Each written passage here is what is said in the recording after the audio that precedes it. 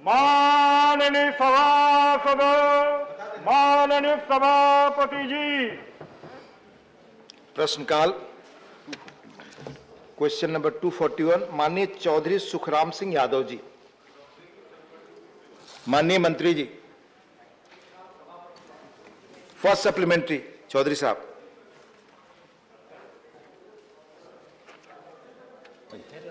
माननीय सभापति जी, मैं माननीय मंत्री से जानना चाहूँगा प्रस्तुत मामले की जांच कब तक पूरी कर ली जाएगी और इसमें कितना समय लगेगा। उसी के साथ साथ माननीय सभापति जी, कल मैंने पूछा था तेजस गाड़ी के बारे में। माननीय सांसदों को तेजस से चलने का अधिकार नहीं है, उसको स्पष्टीकरण कल माननीय मंत्री नहीं दिया था। मैं चाहूँगा आज स्पष्टीकरण दे दें कि क्या माननीय सांसदों को तेजस गाड़ी चलने का अधिकार है कि नहीं। माननीय मंत्री जी। सभापति महोदय, ये प्रश्न बीकानेर गुवाहाटी एक्सप्रेस के बारे में है। ये बात सही है कि दुर्घटना हुई थी और हमारे रेल मंत्री जी ने तुरंत जाकर दुर्घटनाग्रस्त जगह का निरीक्षण भी किया था और उसकी चौकसी के आदेश भी दिए थे और अभी चौकसी शुरू है और जल्दी इसकी रिपोर्ट आ जाएंगी।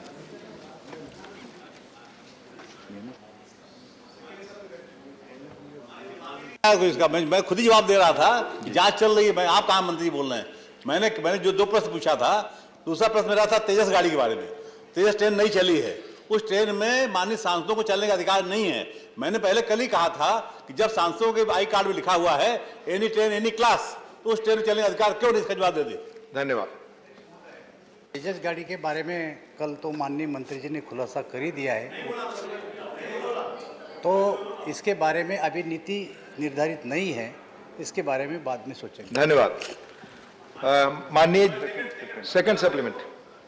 माननीय सभापति जी, भविष्य में दुर्घटनाओं को रोकने के लिए जो योजना बनाई गई है उसमें टक्कर रोधी व्यवस्था करने की बात कही गई है। कि टक्कर रोधी व्यवस्था जो यंत्र लगाया जाएगा, टक्कर रोधी व्यवस्था यंत्र लगाया जाएगा, ये कब तक कार्य पूरा हो जाएगा। इसकी अभी ट्रायल ली है, ये नया टेक्नोलॉजी है और अभी ट्रायल ली है। इसके बाद ये कब अवधि में पूरी की जाएंगी। माननीय GC Chandrashekhar. Sir, in Karnataka, since the Mangalore complex is under South Railways, there was a proposal to include under Southwest Railways of Mysore Division, but it is dropped. Tukkuru Railways under Konkan Railways. Already Dakshin Kannada Railways is under 3 zones of South, Southwest and Konkan. Due to this, administration and development is very, very difficult. So there is any plan to bring all this under one umbrella? Thank you. अध्यक्ष महोदय, railway की व्यवस्था ये जिलावार या राज्यवार नहीं होती है, ये जोनवार होती है। अगर माननीय सदस्य को इसके बारे में पूछना है तो इसको अलग प्रश्न पूछना पड़ेगा। Doctor V Sivadasan. Whether railway has abolished any kind of travel concession, what was the reason for that, and railway has any plan to reinstate these concessions? अध्यक्ष महोदय, ये बात सही है कि कोविड के कारण कुछ रेलगाड़ियाँ और कुछ कंसेशन बंद कर दिए थे। कुछ कंसेशन वाले जो थे कुछ लोगों को शुरू किया है और बाकी अभी करना बाकी है। माननीय नीरज डांगे जी। धन्यवाद सभापति महोदय। मैं आपके माध्यम से मंत्री महोदय से पूछना चाहूँगा कि क्या भारत सरकार राजस्थान के धौलपुर से सरमथुरा गेज परिवर्तन के साथ सरमथुरा से गंगापुर सिटी तक नई ब्रॉडगेज रेलवे लाइन के क्रियान्वयन का कार्य अतिशीघ्र पूर्ण करवाने का विचार रखती है? यदि हाँ तो कब तक और नहीं तो क्यों नहीं? धन्यवाद। अध्यक्ष महाराज, ये प्रश्न है बीकानेर गुवाहाटी ट्रेन के बारे में। अगर माननीय सदस्य को राजस्थान की जानकारी चाहिए तो अलग से प्रश्न पूछ सकते हैं। Thank you. Thank you. Question number 242 Shri Vaiko ji absent. माननीय मंत्री जी। Table of the House. First supplementary mister Sujeet Kumar.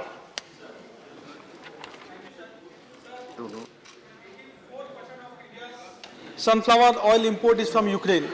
Now, because of this crisis, the supplies have been affected, as we all know. So, sir, what is the government of India doing to diversify its import of sunflower oil, and what steps have been taken to reduce our import dependency on oil, because this has a serious impact on the inflation in the country and is affecting the common man. Thank you. Deputy Chairman, sir, incidentally, the question is largely related to consumer affairs, food and public distribution. But I'm happy to share with the House, through you, sir, that sunflower oil largely came from Ukraine, but sunflower oil has a smaller proportion in our overall basket of edible oils.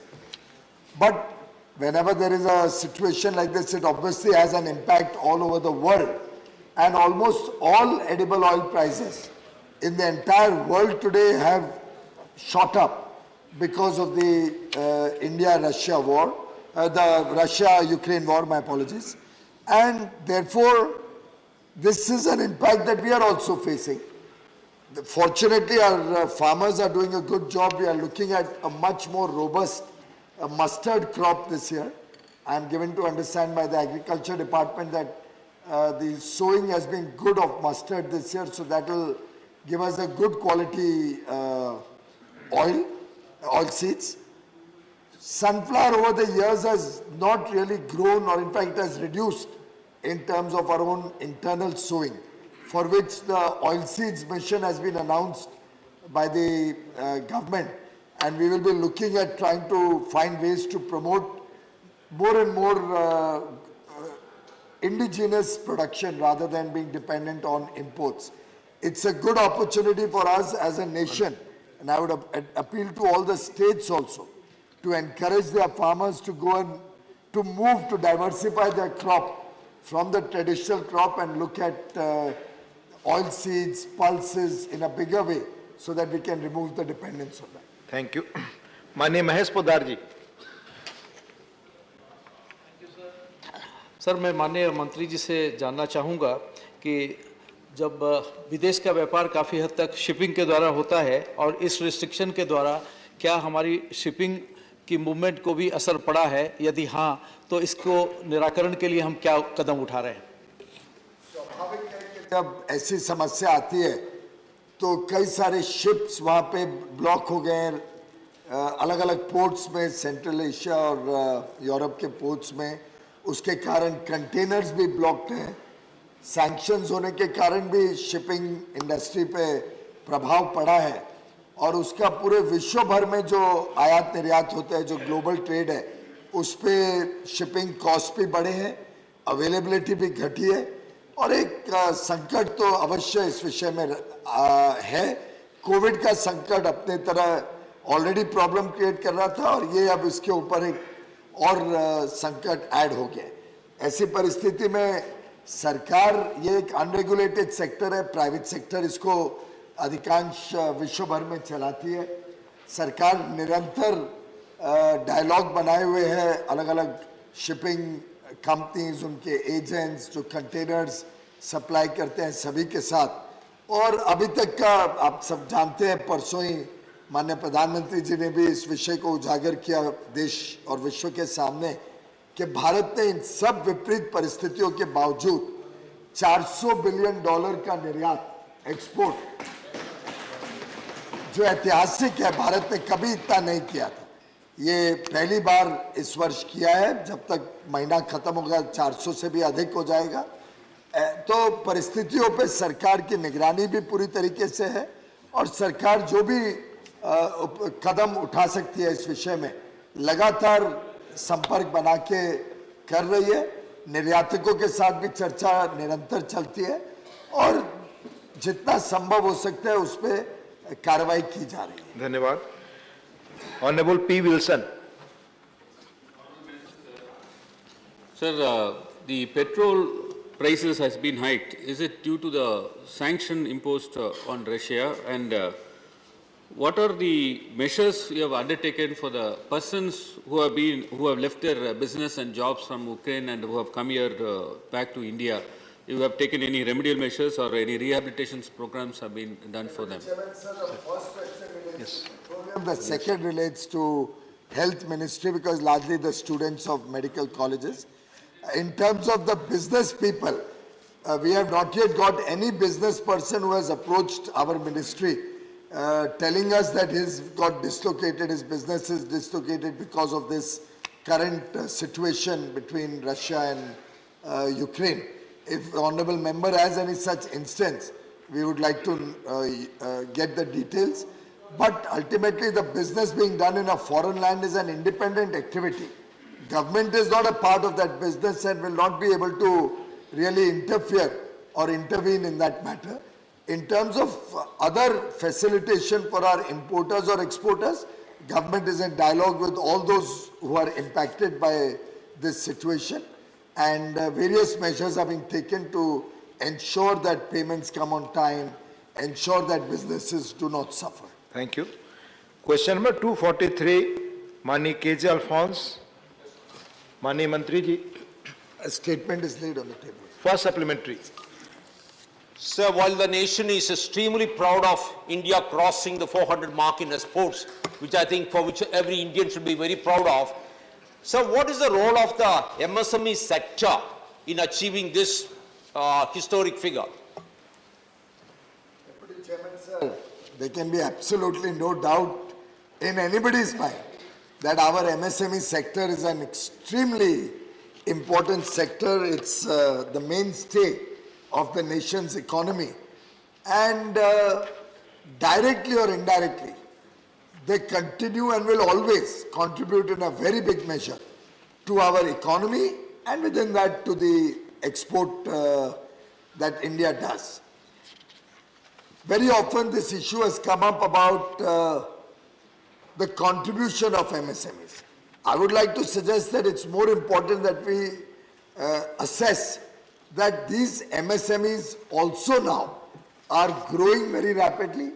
These MSMEs are also becoming an important technology base for India's future job creation, expansion, and therefore the government of India in the revised definition of MSME has A, increased the investment threshold, B, increased the turnover threshold, and importantly has said that any turnover which is export related will not be counted while assessing the eligibility to be categorized as an MSME. So I think this has been a very, very major and transformative decision taken by Honorable Prime Minister Shri Narendra Modi to encourage MSMEs to go out of the cocoon or the shell and look at engaging with the world with strength, with economies of scale, with high technology products, and therefore, while they have a huge role to play in this $400 billion achievement, my own sense is in the years to come, their role is only going to get increasingly more and more important. Thank you. Second supplementary. There are two surprise items in this export basket. One is export of engineering, which is touched $107 billion, which is an increase of 46.5%, and of electronics, which is touched $15 billion, which is an increase of 41%. Sir, do you see a huge target for these two items? First is engineering, which is $107 billion. Do you see a huge future for these items for our exports? Chairman, sir, I'd like to compliment the Honorable member for the detailed analysis that he has done of the achievement of India. And I think this is an achievement that the entire House, irrespective of political affiliation, can applaud our exporters, our farmers, our MSMEs, who have contributed in a big measure to this success. But clearly, these two sectors that have been highlighted by Honorable MP, engineering has seen a growth of nearly 50%. It's a record growth, it's a record achievement, and engineering, which includes auto components, various small products that we make in India and send to the world, are actually highly job creating.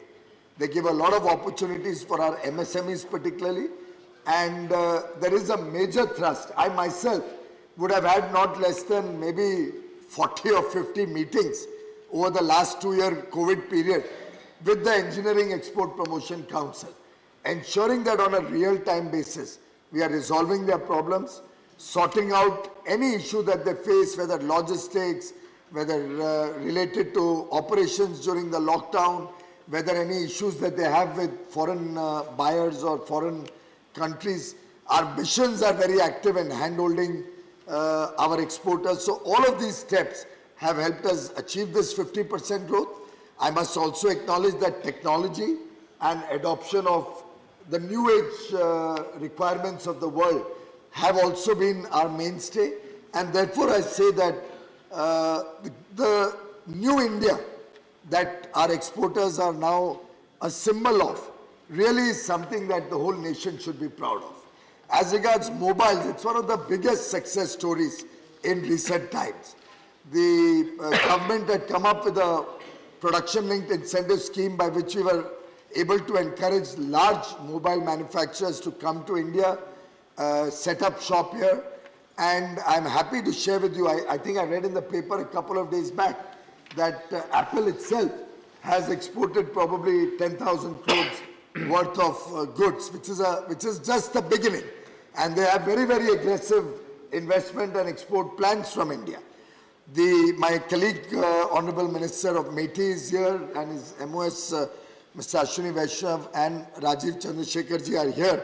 I hope they get an opportunity to give more details in any of the questions related to that ministry. But believe me, the new policy that 76,000 crore being offered for co-investment or as a support from the government of India to promote the semiconductor industry to come in India in a big way. The Semicon policy is another massive initiative. Never before has India come out with such a robust and futuristic technology-oriented policy to promote semiconductors in India. I am very confident that in the years to come, India will become a global player in the electronics sector. Thank you. Mani Anand Sarmaji. Thank you, Deputy Chairman, sir. Through you, I want to ask the Honourable Minister a specific question. But before that, let me also, as a former Commerce and Industry Minister, compliment the Minister and Indian exporters for crossing the $400 billion mark. I remember, sir, our exporters have risen to the occasion in the past. When I had demitted office, we left at 318 billion, but 2 years were very difficult. And due to COVID, this is a remarkable achievement.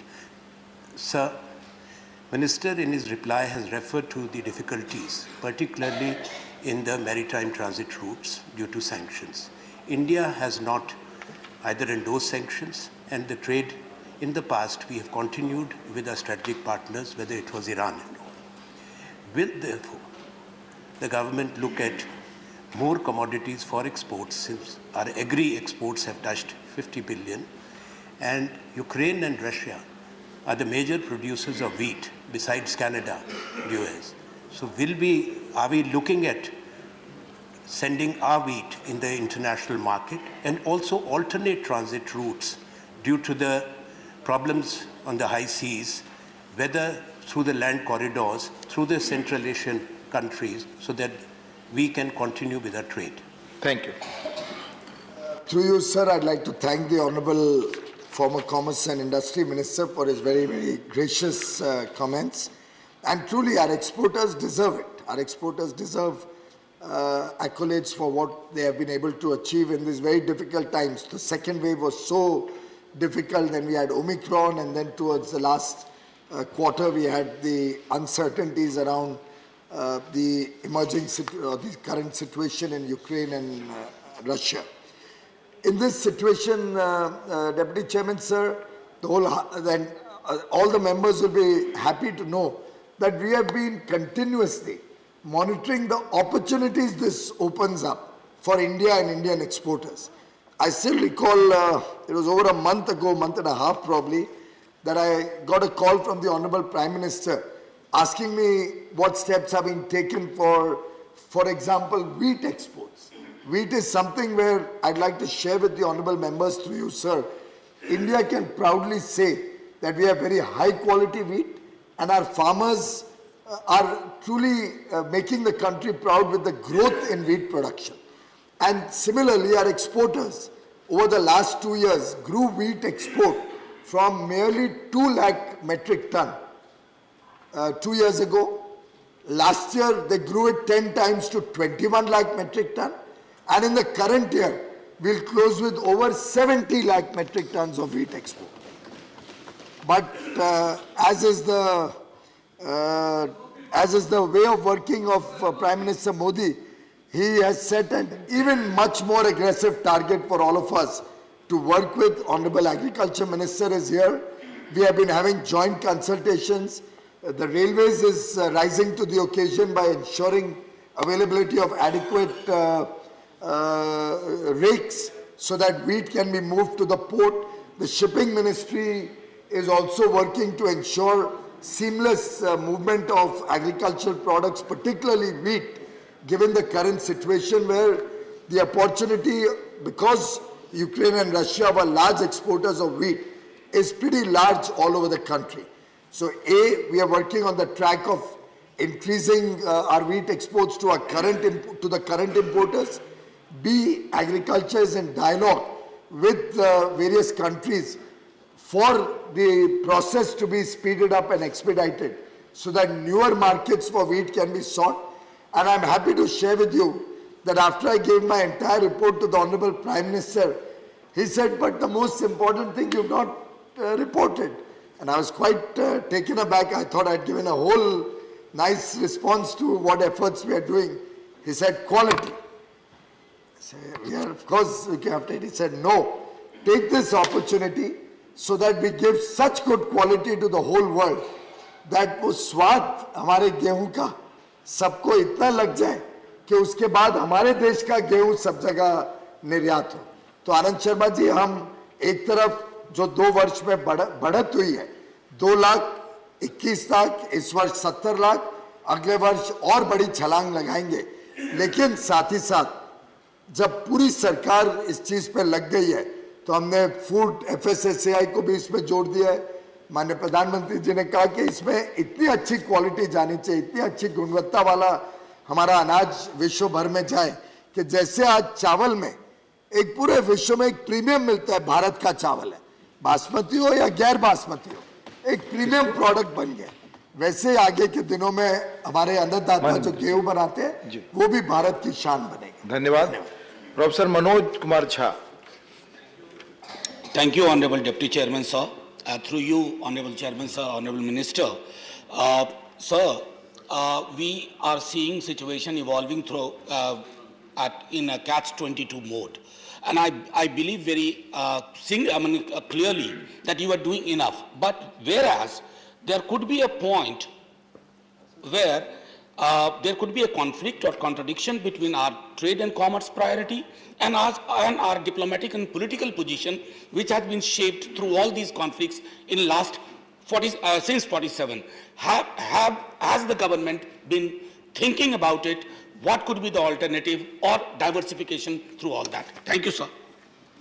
जहाँ तक strategic as regards the strategic issues, I think that would be more for my colleague, the Honorable External Affairs Minister, to address that at the appropriate time, because right now we are in a situation which is something where we should not be discussing beyond the point, though he has already come to the House and very transparently addressed the concerns of the members.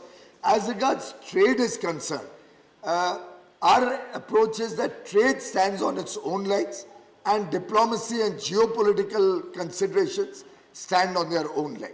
I think it's important that the two should not be mixed up, while one may have an impact on the other. So, for example, we have excellent relationship with all countries around the world, and therefore we are able to expand our trade with many countries. A lot of excitement and interest is there in many countries to have economic partnerships and grow the relations with India, given the emerging strengths and the power that India is demonstrating across the world. However, our national interest will always be supreme. The strategic interests of the country will always be supreme in any consideration or bilateral relation that we may have with any country. धन्यवाद. माननीय ब्रिजलाल जी.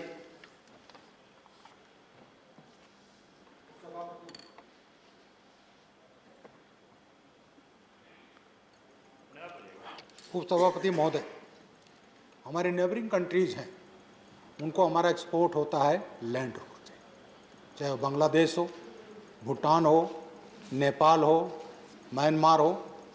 तो इन countries को land route से export करने के लिए दो root है, ट्रेन एंड रोड.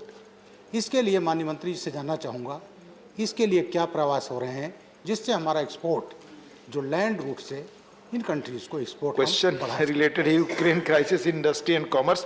फिर भी माननीय मंत्री जी अगर कुछ कहना चाहिए. डायरेक्टली रिलेटेड नहीं है, पर माननीय सांसद ने विषय उठाया है.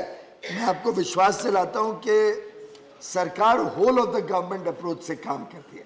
ये कोई साइलोज में ये सरकार का काम करने का ढंग नहीं है कि भाई रोड का विषय है तो सिर्फ रोड की चिंता वो मंत्रालय करे, रेलवे मंत्रालय अपनी से सिर्फ चिंता करे, होम मिनिस्ट्री वो बॉर्डर पोस्ट की चिंता करे जो लैंड रूट पे बॉर्डर पोस्ट होते हैं, या हम सिर्फ अपने वाणिज्य की करें. इस सरकार में लगातार संपर्क बना रहता है, लगातार चर्चाएं चलती है कि क्या क्या और प्रोत्साहन दे सकते हैं हमारे देशवासियों के लिए, हमारे निर्यातकों के लिए, कैसे और अवसर ढूंढ सकते हैं लोगों को और काम मिले, व्यापार करने का, उद्योग लगाने का, रोजगार का.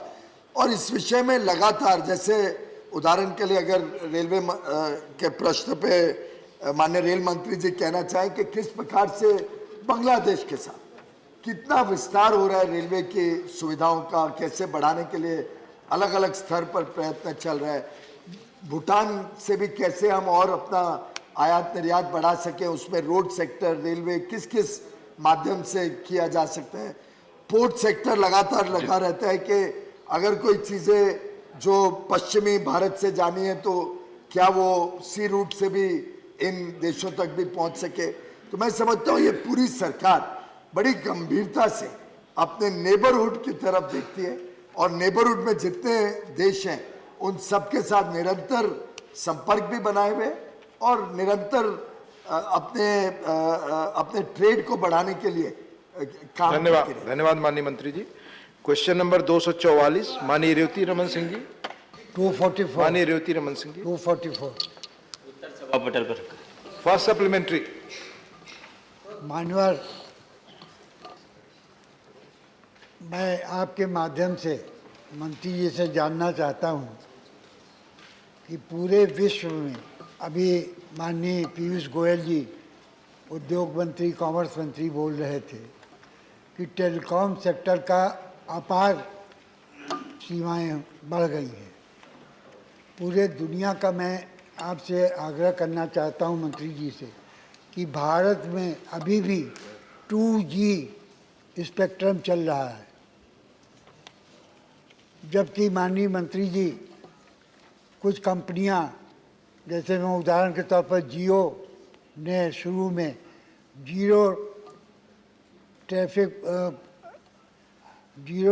उस पर कनेक्शन देने का काम किया और तमाम आज जियो की हालत इतनी ख़राब हो गई है कि BSNL से भी ख़राब है. तो क्या मैं मंत्री जी से जानना चाहूँगा कि हमारे BSNL को, MTNL की सेवाओं को बेहतर बनाने के लिए सरकार कोई कार्रवाई करेगी, अगर हाँ तो क्या. माननीय उपसभापति जी, माननीय श्रद्धेय प्रधानमंत्री जी के नेतृत्व में पिछले 7 सालों में 2014 से लेकर अभी तक बहुत बड़ा रिवॉल्यूशन इस क्षेत्र में आया है. जहां तक टेलीकॉम नेटवर्क की बात है, हमारे यहाँ पूरे विश्व के लोएस्ट रेट से टेलीकॉम नेटवर्क की सेवाएं दी जाती हैं. आज 2014 में 1 GB डेटा जो प्रति माह था, आज 15 GB कंजप्शन हो रहा है. रेट की बात करें तो जो GB का रेट 270 रुपया था, आज वो ऑलमोस्ट 10 रुपीज़ पे हो गया है. वॉइस कॉल ऑलमोस्ट फ्री हो गया है। ये अभूतपूर्व आंकड़े तभी संभव है कि जब हमारा सर्विस अच्छा हो, और ये सर्विस अच्छा करने के लिए हमारे यहाँ विविध व्यवस्थाएं भी हैं।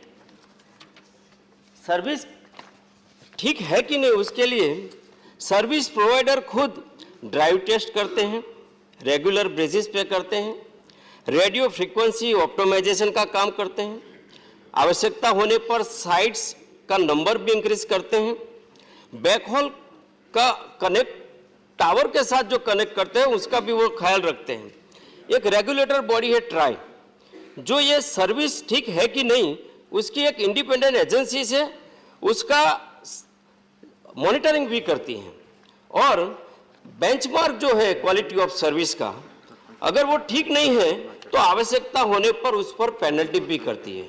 और हमारा विभाग जो है वो एक पब्लिक ग्रीवेंस सेल्स बनाया है, और ये सेल्स के हिसाब से जब भी कंप्लेन आता है, और हाल ही में हमने हमारे मंत्री जी के साथ ये डिसीजन भी किया है कि 48 आवर्स में अगर कोई भी कंप्लेन आता है, अगर वो 48 आवर्स से ज़्यादा लंबित है तो सीनियर ऑफिसर उसको अटेंड करेंगे। और रही बात आपकी BSNL और MTNL की, तो BSNL और MTNL की लेगेसी कैसी थी पूरा हाउस जानते हैं, लेकिन हम उनको रिवाइव करने के लिए सरकार ने बहुत सारे स्टेप उठाए हैं। सरकार ने अक्टूबर 19 में एक रिवाइज पैकेज भी दिया था, उसके चलते 70% से अधिक लोग VRS भी लिए हैं, जो आने वाले समय में जो ऑपरेटिंग प्रॉफिट जिसे बोलते हैं वो रिवाइवल पैकेज के साथ हमने वो एक्वायर किया है। लैंड एक्विजिशन के लिए भी सरकार ने हमें BSNL और MTNL को अप्रोच करके छूट दिया गया है। आने वाले समय में जो सोवरेन गारंटी थी वो लेकर मार्केट में पैसा उठाने के लिए भी BSNL MTNL को छूट दी गई। माननीय मंत्री जी ब्रीफली आंसर दें, क्योंकि फिर दूसरा सप्लीमेंट। उन्होंने पूछा कि BSNL MTNL के क्या एक्शन लिया गया, इसलिए ब्रीफली आंसर दें आप। Second supplementary. अनवर, मैं आपके माध्यम से मंत्री जी से जानना चाहूँगा कि मैंने सवाल कुछ पूछा था, ये जवाब कुछ दे रहे हैं। मैंने पूछा था कि इसको रिवाइव करने के लिए अभी कोई कार मिला, ये बीच में ही कट जाती है, आधी बात होती है, फिर दोबारा लगाइए, 3-4 बार लगाना पड़ता है तब पूरी बात हो पाती। ये कह रहे कि हम इम्प्रूवमेंट कर रहे हैं, आप खाली VRS दे दिए, इससे कोई इम्प्रूवमेंट नहीं होता है। मैंने पूछा था कि 4G या 5G क्या BSNL को प्रोवाइड करेंगे कि जिससे उसकी सर्विस बेहतर हो सके। धन्यवाद। माननीय उप सभापति जी, माननीय सांसद जी ने जो पूछा था MTNL BSNL का, अब वो पूछ रहे हैं 4G सर्विस का। हाँ, बहुत ही जल्दी लगभग इसी साल के अंत तक 4G सर्विस BSNL में शुरू हो जाएगी, और BSNL की सर्विस के कारण जो आपने BSNL की सर्विस की क्वालिटी की सर्विस की चिंता की है वो भी इम्प्रूव हो जाएगी। Thank you. माननीय नरहरि अमीन जी। माननीय उपाध्यक्ष महोदय जी, मैं माननीय मंत्री से बताने की कृपा करेंगे, USO फंड के अंतर्गत डिपार्टमेंट द्वारा क्या काम होते हैं, डिपार्टमेंट ने कितने नए रिफॉर्मेंट्स किए हैं। माननीय उप सभापति जी, USF वो ऐसा फंड है जो टेलीकॉम सर्विस को एक्सपांड करने का काम करता है, और उस एरिया में जहां टेक्नो कॉमर्शियल नहीं होता है, मतलब वायबल नहीं होता है, सर्विस प्रोवाइडर वहां नहीं जाते हैं, वैसे एरिया में USF के फंड से ये काम किया जाता है। जैसे कि LWE क्षेत्र है, एस्पायरेशनल डिस्ट्रिक्ट है, नॉर्थ ईस्ट का एरिया है, बॉर्डर एरिया है, नेशनल हाईवे से अंदामान लक्षद्वीप जैसे आइलैंड हैं, उनको वहाँ कनेक्टिविटी देने का काम ये USF करते हैं। और कुछ अनकवर्ड विलेज होते हैं जहाँ टेक्नो मतलब वो वायबिलिटी नहीं होती है, वहाँ ये USF का फंड यूज करके हम ये काम कर रहे हैं। रिफॉर्म्स का उन्होंने जहाँ तक पूछा है, हाल ही हमने रिफॉर्म्स के बहुत सारे स्टेप लिए गए हैं, और ये रिफॉर्म्स इसलिए लाए हैं कि हम इस सेक्टर को बहुत ही प्रमुख सेक्टर समझते हैं। आज जो भी एक्टिविटीज देश में हो रही है उसका प्रमुख आधार है तो वो टेलीकॉम सेक्टर है। इसीलिए टेलीकॉम सेक्टर की हेल्प के लिए हमने एक तो रिफॉर्म्स लाए हैं कि एजीआर जो था लाइसेंस फी, वो उसमें हमने अलग डेफिनेशन किया है। कभी कभी एजीआर और जो मेन रेवेन्यू आता है किसी कंपनी का उसके साथ जुड़ा था, उसको हमने टेलीकॉम रेवेन्यू से अलग करके टेलीकॉम रेवेन्यू पे हम एजीआर लेते हैं। टेलीकॉम सर्विस प्रोवाइडर को जो पहले बकायदा राशि था वो जो लेना हमारा निकलता था उसको हमने 10 साल तक इंस्टॉलमेंट में लेने का तय किया है और शुरू के 4 साल में हमने उसके बाद ये लेने का शुरू किया है। उनको इंटरेस्ट रेट में भी हमने काफ़ी मदद की है। बैंक का अमाउंट जो पहले था हमारे पास सिक्योरिटी का उसको भी हमने कम कर दिया है, जो 20% रखेंगे, और जो इंटरेस्ट रेट था उसको भी हमने कम किया है। स्पेक्ट्रम यूजेज जो था वो 20 साल तक यूज करता था, उसको हमने 30 साल तक कर दिया है। जी सर, तो ये सेक्टर की बढ़ावा के लिए हमने ये रिफॉर्म्स किए हैं। मैं पुनः माननीय सदस्यों से और माननीय मंत्रीगण से आग्रह करता हूं, जैसा चेयरमैन साहब भी बार बार कहते हैं, हम लोग उल्लेख करते हैं, सवाल पूछे तो ब्रीफली पूछे और उत्तर भी आए तो ब्रीफली आए। प्लीज माननीय विनय विश्वम जी। Above us, the true spirit of Atmanirbhar Bharat are still clinging to BSNL and MTNL. But we should say the service is very, very pathetic. And I'm asking the minister whether the government has any plan to equip the BSNL, MTNL with the 5G technology and to make it update with the present times. I saw the ministers, including Chandrasekhar. Thank you. As you have put your question. Sir, they were clapping on the desk when he spoke. You have about already that. put your question. Oh, sir, 4G is outdated. We want 5G Thank you. for BSNL. Thank you. And MTNL. Thank you. When it comes. Thank you. रूप सभापति जी, माननीय मंत्री जी ने 5G service की चिंता व्यक्त की है। अभी हाल ही में हमने 4 कंपनियों को ट्रायल के लिए स्पेक्ट्रम टेस्ट बेस पे अलॉट किया है और वो 4 कंपनी का टेस्टिंग लगभग पूरा होने की तैयारी में है।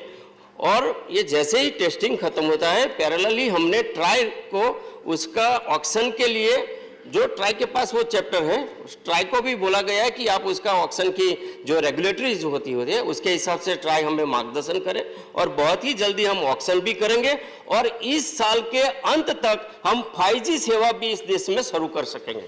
धन्यवाद। डॉक्टर कन्नी मोजी जी। Thank you, sir.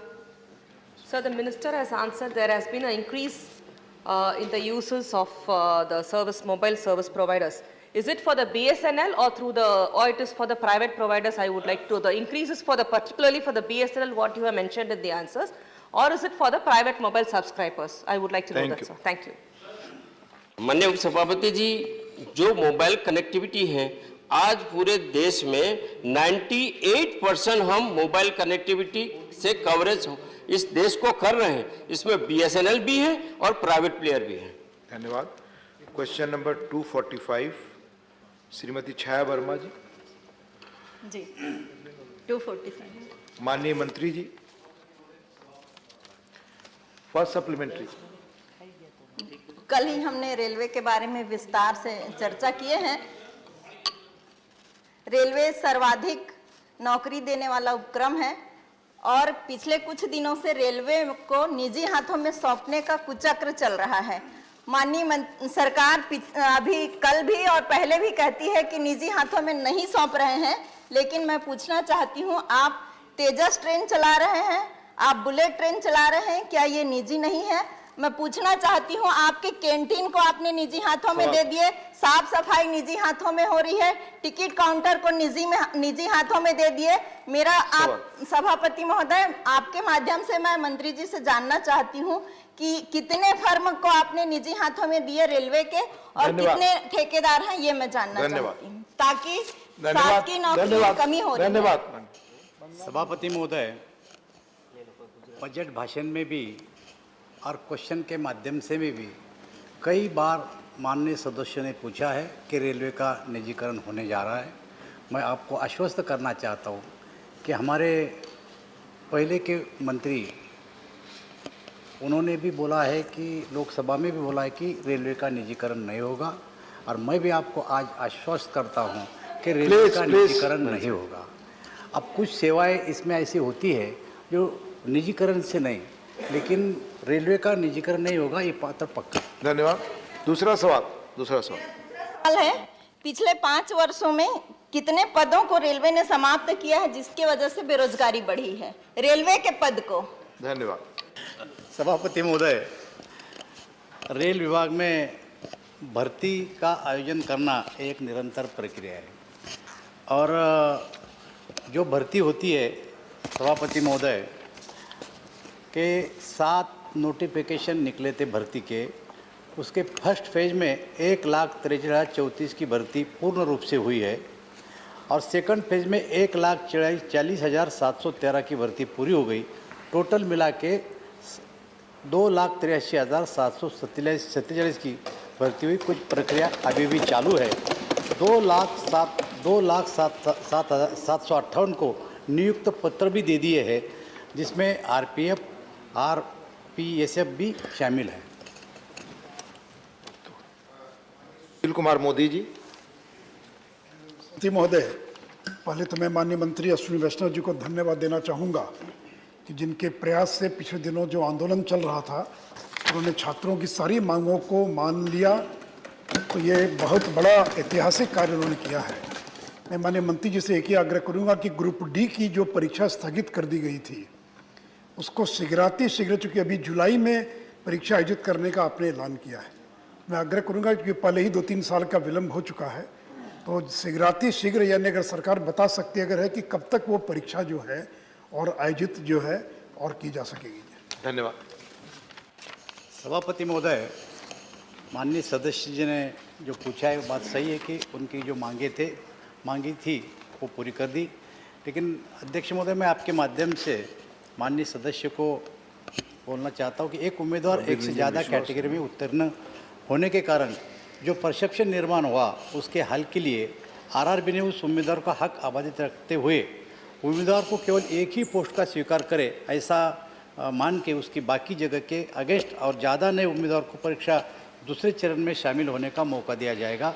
इसके कारण किसी के साथ भी अन्याय नहीं होगा और जल्द से जल्द उनकी परीक्षा लेके उनको उचित न्याय दिया जाएगा। धन्यवाद। माननीय अवीर रंजन विश्वास जी। Sir, responding to part B of the question, the Honorable Minister has said that there has been 7 centralized employment notifications, of which 4 have already been catered to, and the recruitment process for this 1,40,034 have, against these 4 centralized employment notifications have been completed. The remaining 1,40,713 relating to the 3 notification, it is under examination. I would like to know by when is it expected to be completed. Thank you, sir. सभापति महोदय, मैंने पहले ही बोला है कि ये भर्ती प्रक्रिया करना ये रेलवे डिपार्टमेंट का निरंतर कार्य है, इसमें कोई रुकावट नहीं आती, हम जल्दी से जल्दी पूरा करेंगे। माननीय जुगल सिंह लोखंडवाला। माननीय उपसभापति महोदय, मैं आपके माध्यम से माननीय मंत्री जी से पूछना चाहूँगा कि जैसे हवाई जहाज चलाना हो तो उसका ट्रेनिंग सेंटर होता है, बस चलाते उसका ट्रेनिंग सेंटर होता है, तो क्या रेलवे के लिए कोई उसका ट्रेनिंग सेंटर है तो कहाँ है, तो आप कृपया माननीय बताना कृपा करेंगे। धन्यवाद। रेलवे की भर्ती होने के बाद उसका ट्रेनिंग सेंटर होता है। देश भर में हमारे पास 166 रेलवे के ट्रेनिंग सेंटर है और वहाँ पर भर्ती करने के बाद ही उसको ज्वाइन किया जाता है। धन्यवाद। क्वेश्चन नंबर 246 माननीय Syed Nasir Hussain. Sir, question number 246। माननीय मंत्री जी। उत्तर सभा पटल पर रख दिया गया। माननीय हुसैन जी, पहला सप्लीमेंट।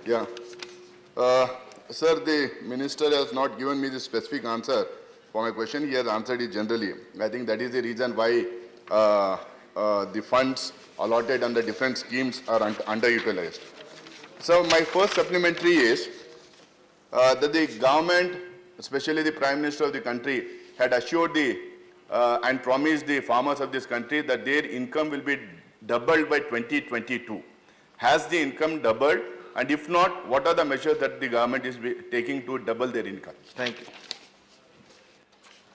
माननीय उपसभापति महोदय जी, जैसा कि इन्होंने कहा है कि डेटा या जो पूरे व्यवस्थित जो योजना है और महिलाओं के आंकड़े एकदम व्यवस्थित रखे गए हैं और पूरा उत्तर है वो निश्चित रूप से दिया गया। रही बात इनकम डबल करने का है, तो मैं उपसभापति महोदय जी बताना चाहूँगा कि प्रधानमंत्री जी ने जैसे ही ये घोषणा की कि किसानों की इनकम बढ़ाना है, डबल करना है, उसको लेकर एक कमेटी का गठन किया गया और उस कमेटी के गठन करने के बाद लगातार प्रयास करते हुए कई ऐसे पिलर तैयार किए गए और उन पिलर के अंदर जैसा कि डबलिंग इनकम के लिए लागत को कैसे कम किया जाए इसके ऊपर काम किया गया, कई योजनाएं बनाई। उसके साथ ही उत्पादकता में वृद्धि हो और साथ ही वैल्यू एडिशन हो और साथ ही फार्म मशीनरीकरण के अंदर भी नई टेक्नोलॉजी उसके साथ जुड़ी और साथ ही जोखिम कम करने की भी योजनाएं बनाई गई और साथ ही मार्केटिंग रिफॉर्म को भी काम किया गया और उसी का परिणाम है कि आज इतनी योजनाएं जो प्रारंभ की है और बजट को भी बढ़ाया गया है। साथ ही हमारे 10,000 FPO भी बन रहे हैं और उनसे मुझे लगता है कि आने वाले समय के अंदर किसान को लाभ होगा। डबल इनकम का मैं सभापति जी बताना चाहूँगा कि कई ऐसे हमारे सामने उदाहरण हैं जिसमें इनकम डबल ही नहीं उससे भी अधिक हुई है और उसका उदाहरण एक मैं बताना चाहूँगा कि हमारे जो कश्मीर के किसान हैं उनके वहाँ पर सैफरॉन पार्क बनाया सरकार के द्वारा और उसकी वजह से वो किसान अपने जो केसर है उसको वहाँ पर लेके जाते हैं और उसकी सॉर्टिंग ग्रेडिंग करके जो लेके जाते हैं। पहले वही केसर जो पहले 1 लाख रुपए किलो तक उनका बिकता था, आज वह 2 लाख रुपए से अधिक के अंदर वो किसान बेच पा रहा है।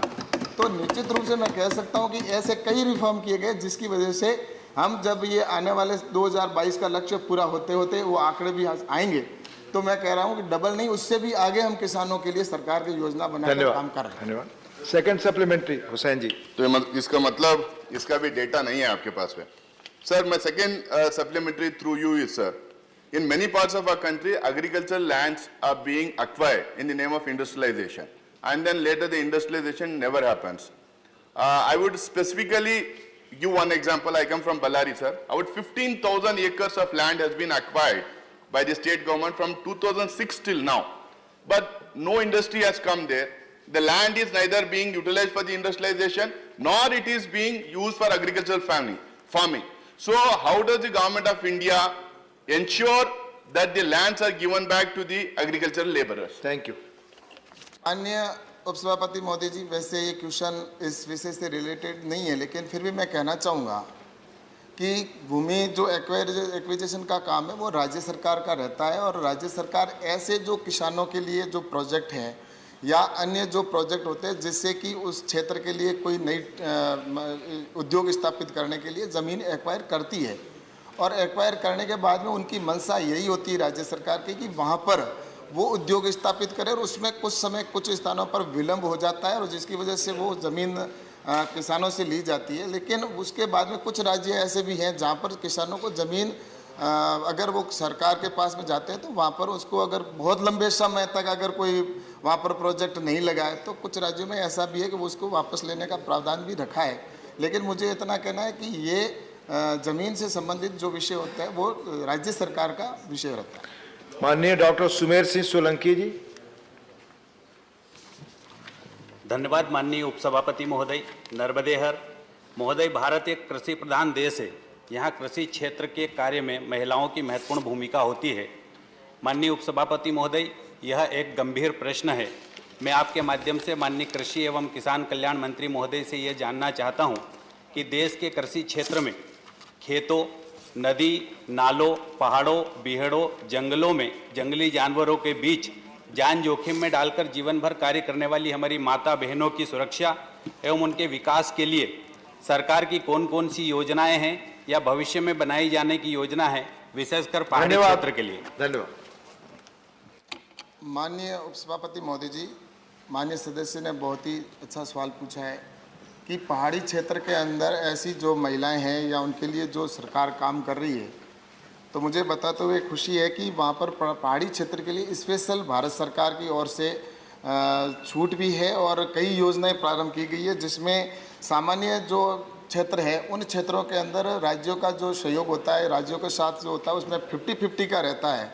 लेकिन पहाड़ी क्षेत्र और जो नॉर्थ ईस्ट का क्षेत्र है उसके लिए 90-10 का रेशियो के अंदर सरकार की योजना का किसान तक या आम जनता तक पहुंचाया जाता है। उसके साथ ही mission on organic value development है उसको चला रहे हैं। सब मिशन ऑन फार्म मैकेनाइजेशन के अंदर भी पहाड़ी क्षेत्र को उसमें विशेष छूट है। माननीय मंत्री जी एक बज चुके हैं, क्वेश्चन और is over, house stands adjourn till 2:30 PM।